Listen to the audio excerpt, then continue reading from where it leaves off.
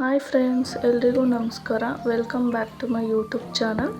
ನಾನಿವತ್ತು egg rice ಮಾಡ್ತಾಯಿದ್ದೀನಿ. ಅದು ಸ್ಟ್ರೀಟ್ ಸ್ಟೈಲಲ್ಲೇ ಮಾಡ್ತಾಯಿದ್ದೀನಿ. ತುಂಬ ಚೆನ್ನಾಗಿರುತ್ತೆ. ಹೇಗೆ ಮಾಡೋದು ಅಂತ ಅದನ್ನು ತೋರಿಸ್ತೀನಿ. ಮೊದಲಿಗೆ ನಾನಿಲ್ಲಿ 4ರಿಂದ 5 ಮೊಟ್ಟೆ ತೊಗೊಂಡಿದ್ದೀನಿ. ನೆಕ್ಸ್ಟು ಇದು ಸ್ಟ್ರೀಟ್ ಸ್ಟೈಲ್ ಅಲ್ವಾ, ಚೈನೀಸ್ ಬಾಣಲಿನ ತೊಗೊಂಡಿದ್ದೀನಿ. ಈಗ ಸ್ಟವ್ ಆನ್ ಮಾಡಿಕೊಂಡು ಬಾಣಲಿ ಇಟ್ಕೊತಾ ಇದ್ದೀನಿ. ನೆಕ್ಸ್ಟ್ ನಾನಿಲ್ಲಿ ಒಂದು 6ರಿಂದ 8 ಟೇಬಲ್ ಸ್ಪೂನ್ ಆಗೋಷ್ಟು ಆಯಿಲ್ನ ಹಾಕ್ಕೊಂಡಿದ್ದೀನಿ. ಆಮೇಲೆ 2 ದಪ್ಪ ಈರುಳ್ಳಿ, ಅರ್ಧ ಎಲೆಕೋಸು, ಕರಿಬೇವನ್ನ ಆಯಿಲ್ ಹಾಕ್ಕೊಂಡಿದ್ದ ತಕ್ಷಣ ಹಾಕ್ಕೊಂಡು ಹಾಫ್ ಬಾಯ್ಲ್ ಸ್ವಲ್ಪ ಫ್ರೈ ಮಾಡ್ಕೊತಾ ಇದ್ದೀನಿ. ಈಗ ಇದು ಪೇಸ್ಟು ಮೆಣಸಿನ್ಕಾಯಿ ಮತ್ತು ಶುಂಠಿ ಬೆಳ್ಳುಳ್ಳಿ ಹಾಕಿ ಪೇಸ್ಟ್ ಮಾಡ್ಕೊತಾ ಇದ್ದೀನಿ. ಪೇಸ್ಟ್ ಮಾಡಿಕೊಂಡು ಇದನ್ನು ಹಾಕ್ಕೊಂಡಿದ್ದೀನಿ. ನೋಡ್ಬೋದು, ಚೆನ್ನಾಗಿರುತ್ತೆ, ಖಾರಕ್ಕೆ ಟೇಸ್ಟ್ ಚೆನ್ನಾಗಿರುತ್ತೆ. ರುಚಿಗೆ ತಕ್ಕಷ್ಟು ಉಪ್ಪನ್ನ ಹಾಕ್ಕೊಂಡಿದ್ದೀನಿ.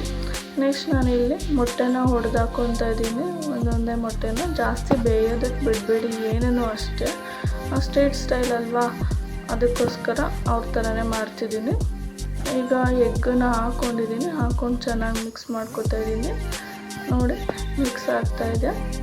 ಇಷ್ಟು ಈ ಥರ ಆದರೆ ಸಾಕು, ಎಗ್ ಬುರ್ಜಿ ಆಗುತ್ತಲ್ಲ, ಆ ಥರ ಆದರೆ ಸಾಕು. ನಾನಿಲ್ಲಿ ಬಿಸಿ ರೈಸ್ ಮಾಡಿಟ್ಕೊಂಡಿದ್ದೆ, ತುಂಬ ಬಿಸಿ ಇದೆ, ಹಾಕೋಕ್ಕಾಗ್ತಾ ಇರಲಿಲ್ಲ.